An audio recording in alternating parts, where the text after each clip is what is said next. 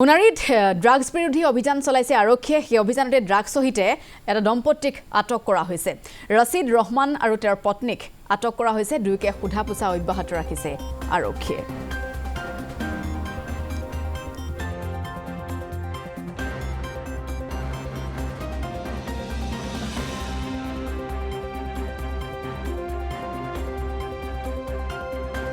অভিযান আমি পুনৰবাৰ উল্লেখ কৰিছো সোণাৰীত চলোৱা হৈছে সেই ড্ৰাগছ বিৰোধী অভিযান আৰু এই অভিযানত ড্ৰাগছ সহিতে এটা দম্পতীক আৰক্ষীয়ে আটক কৰিছে ৰছিদ ৰহমান আৰু তেওঁৰ পত্নীক আটক কৰা হৈছে দুয়োকে সোধা পোছা অব্যাহত ৰাখিছে আৰক্ষীয়ে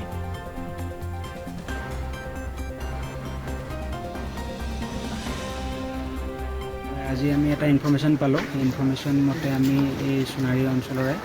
ৰছিদ ৰহমান নামৰ মানুহজনক কৰায়ত্ব কৰোঁ আৰু তেখেতৰ পৰা আমি 11.8 গ্ৰাম হিৰইন আমি জব্দ কৰোঁ তাৰপিছত তেখেতক অন স্পট ইণ্টাৰগেশ্যনৰ পিছত গম পোৱা গ'ল যে তেখেতৰ ৱাইফৰ লগতো আৰু এনেকৈ নিষিদ্ধ ড্ৰাগছ আছে সেইমতে আমি তেখেতৰ ঘৰত চাৰ্চ এণ্ড চিজাৰ অপাৰেশ্যন এটা চলাওঁ আৰু তাত আমি 18 গ্ৰাম হিৰইন আৰু কিছু টকা আমি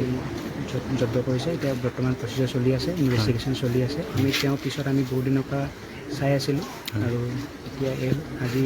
যিহেতু ইনফৰমেশ্যন পালোঁ আৰু ইনফৰমেশ্যন মতে তেওঁক ধৰা হৈছে হাতলতে ধৰিছে হয় হাতলতে ধৰা হৈছে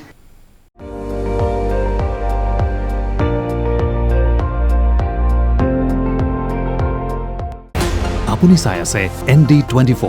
সৰ্বশ্ৰেষ্ঠ নহয় সৰ্বোত্তমৰ দৌৰ